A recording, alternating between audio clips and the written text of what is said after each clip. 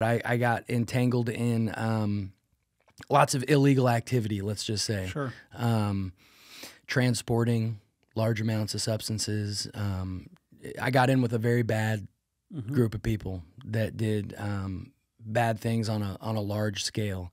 And to me, it was exciting, made me feel powerful, made me feel cool, made me feel like my life was a movie. But I quickly got very out of control, and it was maybe a year later, I was being Marchman acted into my second rehab. And for those of you that are not familiar with the Marchman Act, you can Marchman Act anybody. It doesn't have to be like your kid or something like that. You could Marchman Act your uncle who's 30 years older than you, if you go through the proper process. But you're being court ordered to rehab.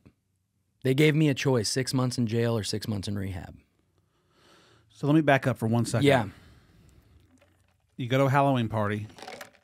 You're introduced to a bunch of substances. Mm-hmm. 15, 16 years old. Okay. Mm-hmm. You then have issues the rest of your high school career. Mm-hmm. And you go to rehab. Mm-hmm. And then you come back out of rehab, and you said that things really got out of control. Just as out of control as it was in high school, or even more so out of control? Are we talking even harder substances? We're talking and during that time, you think you've actually made a real effort to try to quit, or it's still kind of like, I can control this? So it was progressive. Okay. So addiction is generally progressive, a chronic progressive illness, I'll say. And I want to describe here in a bit what that means and what that looks like, because I think that's maybe one of the most important things that people can hear that a lot of people have never heard in the general public. But it was continuously progressive. Okay. It never chilled out. It always got better, or it always got worse, never better. Mm-hmm.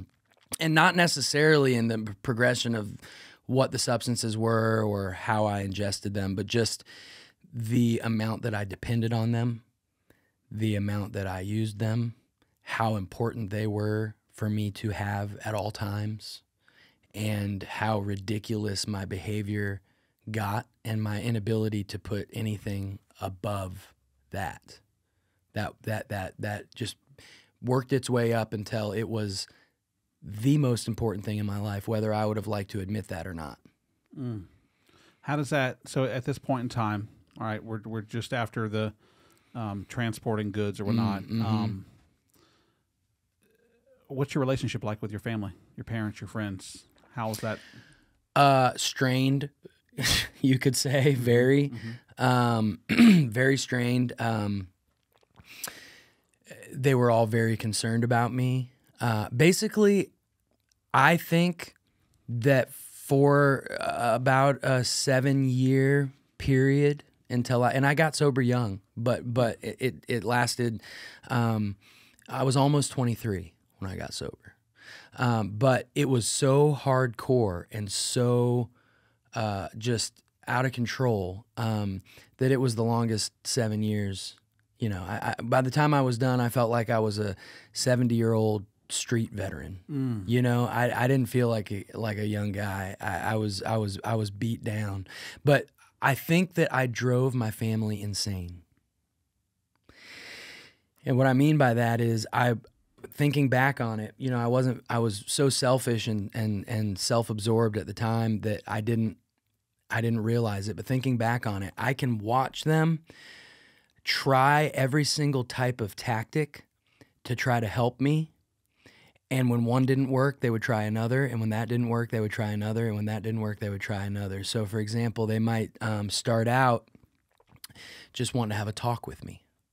Hey, son, what's going on? We're really concerned here. Is everything okay? What can we do to help you? Do you realize that this is dangerous? Do you know you can come to us for help, and we're not going to be mad at you, and we want to get you some help. They sent me to a therapist, that kind of stuff. I went and saw a therapist or a psychologist and got on some, antidepressants or whatever. I did all that stuff. Mm-hmm.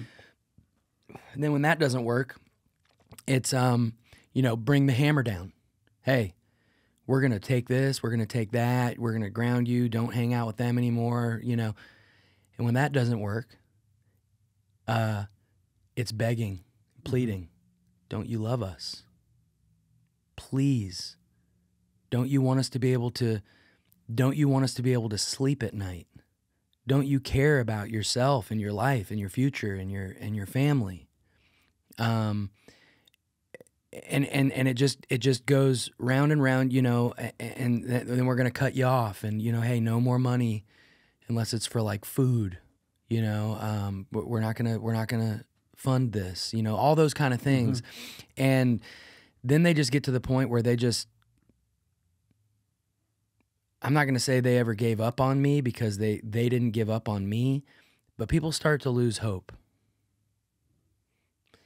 When you are in something 24/7 for years and years at a time, and you've tried everything you possibly can to help somebody and none of it works, and it only gets worse, you start to wonder, do I need to, can I take this any longer? It starts to affect your health. And you start to think things like, hey, some people go through a crazy high school, college phase or something like that. They party, and some people don't. You see them on the side of the road. You see them in prisons. You see them, and there's always hope, I believe, for everyone, because there was for me, so there has to be. But you see these people that's just their entire life, and it goes all the way to the end. And people that love you start to wonder, is that Zach? We thought he had a bright future. We thought he was a great kid. We thought he was, all these things, but like, I'm not so sure anymore. Maybe he's going to be, the guy that we see at the gas station who's asking for a couple bucks, that just never makes it and meets an untimely death. And you see that kind of start to settle in on the people that love you. And you think your family experienced shame? You said your dad was military, and knowing the service, and because you think discipline, right? Yeah.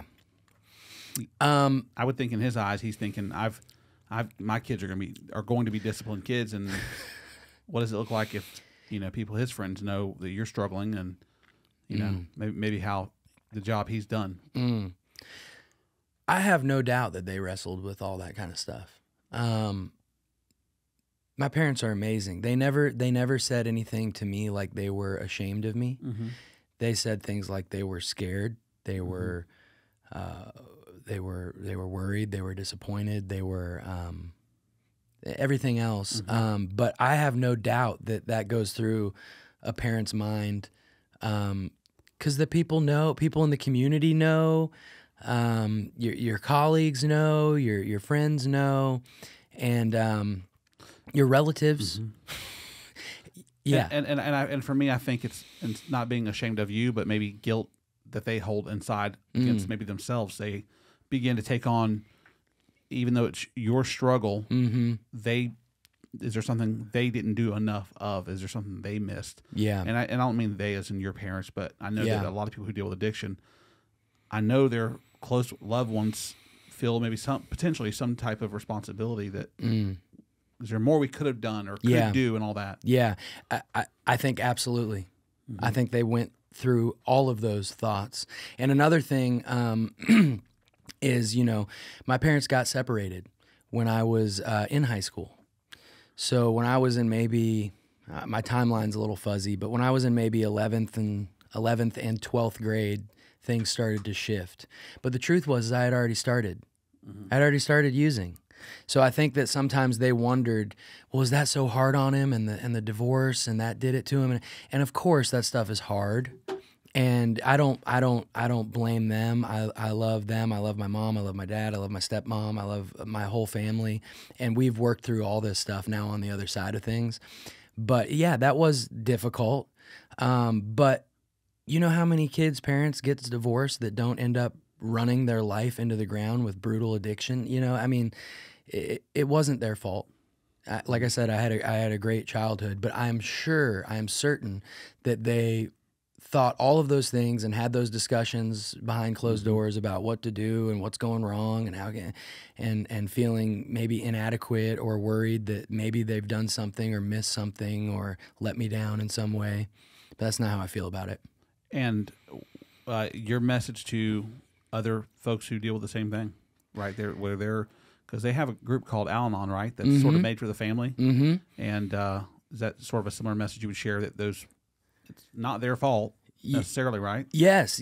Now, Al-Anon is there to help people, first of all, not be addicted to the addict, to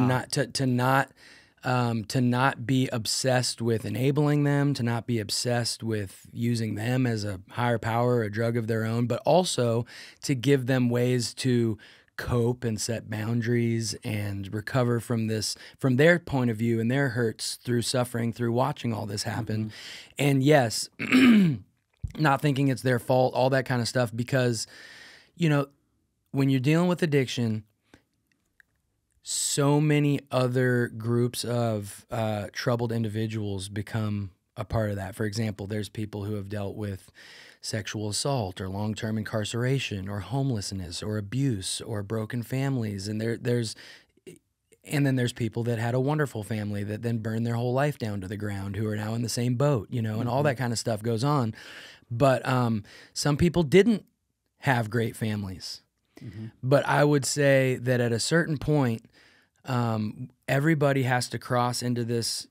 You make this decision either consciously or unconsciously, where maybe you were victimized at some point. Something happened to you, or somebody did something to you, or somebody treated you in a way that was not your fault.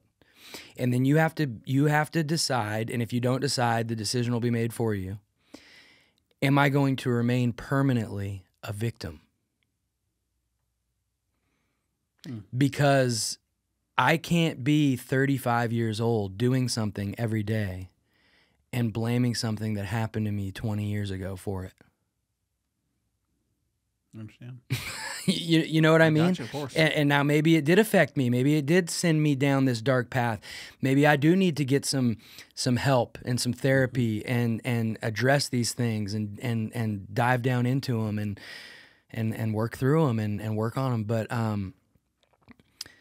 it ultimately, it is not anybody's fault. And even if that is what started it, even if that was the example that was set, even if there seemed no other way from the beginning, even if things were so dark that you had nowhere else to turn, if you survive, you get to a point where you get to do something about it or not. The saddest thing to me is people that want help, and they have these little moments where they're willing to get help, and good help isn't given to them. And they aren't actually given the things that I was finally given and shown the things that I was finally shown that actually made it possible for me to watch this cycle be broken and to have a new life. And that's kind of one of my goals, and it's one of my missions in life, is to make sure that nobody comes across me and doesn't hear the truth and doesn't hear what it means to be an addict, and then what exactly they can do about it. Because that's a tragedy. That's a tragedy to me.